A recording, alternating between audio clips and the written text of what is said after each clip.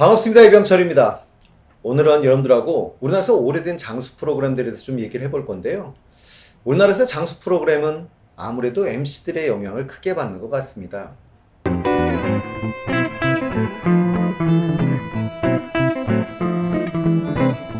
한국인이라면 다 아는 프로들이 여러 개 있지요. 가족오락관의 허창, 가요무대의 김동건씨, 정우노래장의 송혜샘 같은 분들이 계시는데요. 물론 이런 거 말고도 여러 가지 프로가 있긴 있습니다. 여러분들이 기억나실지 모르겠습니다만 KBS만 놓고 보신다면 1991년도부터 시작했던 아침마다, 그리고 6시 내보장, 이런 것도 사실 장수 프로그램이지요. 그리고 1993년에 시작했던 열린음악회, 그리고 1998년에 시작했던 순간포착, 세상에 이런 일, 이런 프로들이 이제 KBS의 장수 프로그램 되고요.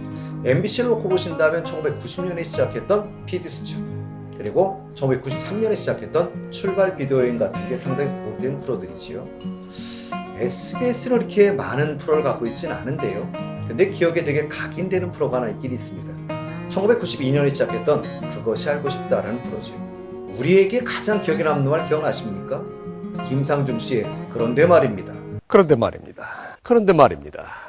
이게 가장 기억에 남는 말일 텐데요. 그래서 저도 오늘 이렇게 해볼 생각입니다. 그런데 말입니다. 오늘은 전국 노래자랑에 대해서 한번 알아보도록 하겠습니다. 오늘 첫 시간은요, 전국노래 중에 송혜샘을 중심으로 한번 설명을 시도해 보도록 하겠습니다. 자, 일요일 정오가 되면 전국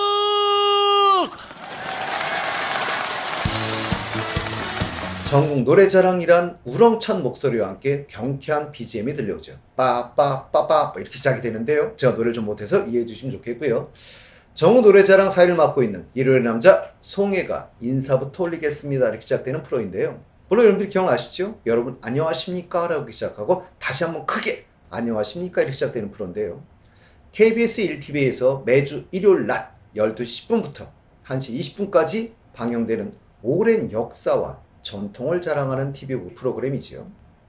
송혜샘은 1927년 일제 강점기에 태어나셔서 해주예술학교에서 성악을 전공하셨고요. 1955년 창공 악극단으로 데뷔하셨습니다. 가수, 배우, 코미디언을 오가며 활동했던 대표적인 분이시죠. 1987년에 아들을 잃고 마음고생이 심했던 해가 있으세요. 그 아픔을 알고 있던 한 PD가 전국을 유람하며 아픔을 치유하자고 송혜님께 정노래자랑을 같이 하자고 하지요. 힘겨운 상황에 놓인 자신을 배려한 PD에게 크게 감동하셔서 그 제안을 받아들이십니다. 그렇게 전설의 서막은 시작이 되는 것이죠. 송혜샘은 1988년 5월 그렇게 전국노래자랑을 맡게 되세요. 그런데 전국노래자랑은 1980년에 생겼으니 송혜샘이 초대 MC는 아닙니다. 앞에서 길게 한 분은 없지만 앞에 4분이 계셨죠. 그 4분 중에 기억에 남는 분은 뽀빠이 이상용 씨세요. 송혜샘은 1988년부터 시작하셨으니까 사실은 5대째 MC였던 거죠.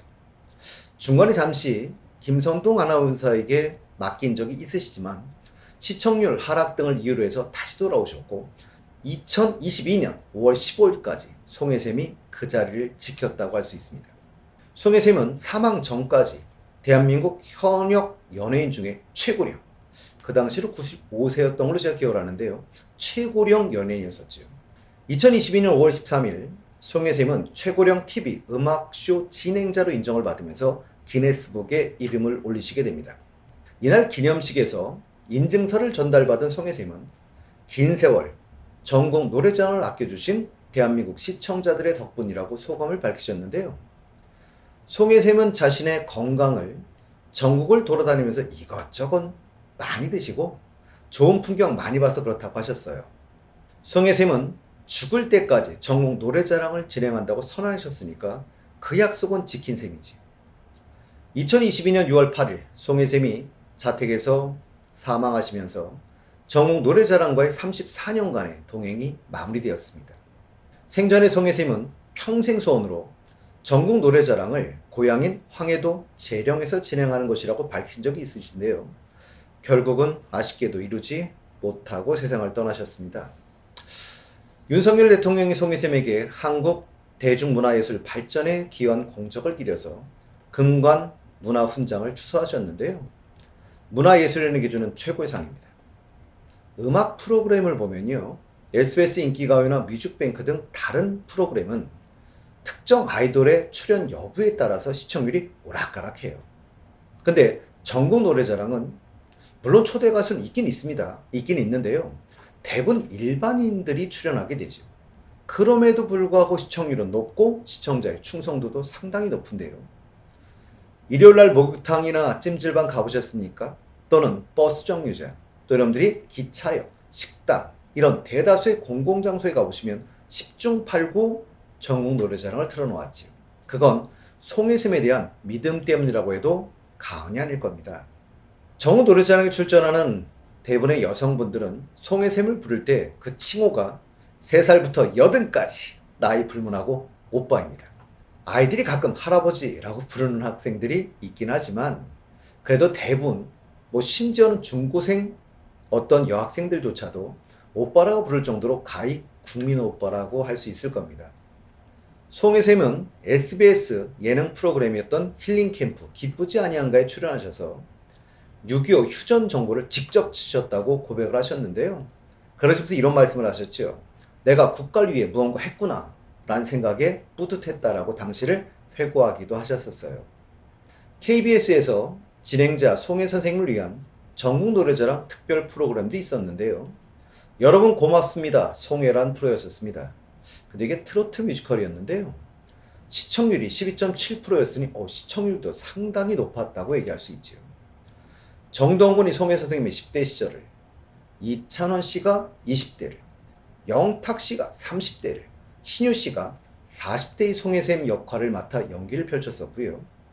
국악인 박예리 씨는 송혜 어머니 역할을 맡아서 정동우가 무대를 꾸몄는데 이 장면에선 정말 눈물이 날 정도로 감동이었습니다. 설아연 씨는 송혜의 첫사랑 역을 맡았고 태진아 씨는 창궁악단의 극단장으로 나왔었는데요. 여기서 끝나지 않죠.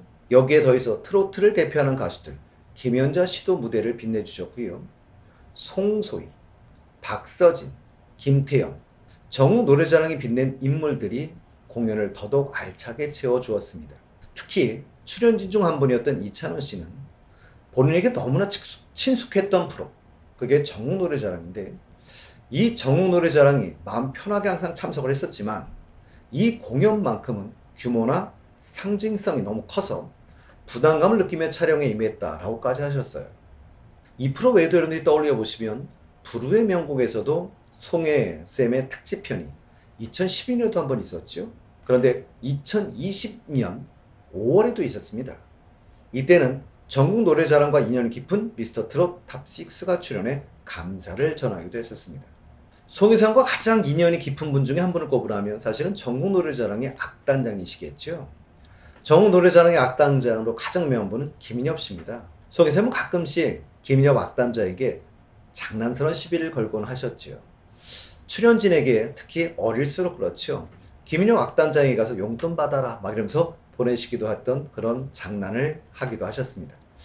그러나 2011년 김인엽 악단장은 폐암 진단을 받으셨고요. 2012년에 사망하셨습니다. 김인엽 악단장의 후임은 신대동 씨가 맡게 되었는데요. 전국 노래자랑의 악단은 2022년 6월 10일 송혜샘의 노제에서도 송혜샘의 연구차를 KBS 본관에서 떠나보내는 연주를 하기도 하였습니다. 신대중 악단장은 지휘를 마치고 결국은 눈물을 쏟는 장면을 보이기도 했지요. 전국 노래자랑 이렇게 말하면 우리에게 또 잊혀지지 않는 것 중에 가장 기억에 남는 것들 이런 것도 있을 겁니다. 벨소리일 텐데요. 합격은 딩동댕동댕 뭐 이런 거고요. 불합격은 땡 이런 거였습니다. 이 효과음은 그야말로 프로그램의 트레이드마크였었는데요. 다른 방송의 노래자랑 관련 코너에서도 그대로 갖다 쓸 정도로 높은 인지도를 가지고 있지요. 방송에서 땡 치면 사실은 탈락하는 건데요. 방송에서 한번 땡 그 음이 나오려면 녹화 현장에서는 사실은 한 번에 끝난 건 아닙니다. 녹화 현장에서는 기회를 한 번 더 줬던 것이죠. 그러니까 방송에서의 탈락자는 기회를 사실은 2번을 가졌던 거지요. 땡은 대체적으로는 중장년층 이상에서 주로 받는 편이고요. 10대에게는 거의 땡을 치지 않는데 10대에서 딱 한 번 땡을 맞은 적이 있어요. 2009년도 방송된 광화군 편에서 18세 참가자가 콩깍지라는 노래를 부르다가 땡을 맞았는데요. 이게 전국 노래자랑 역사상 최연소 땡이었습니다.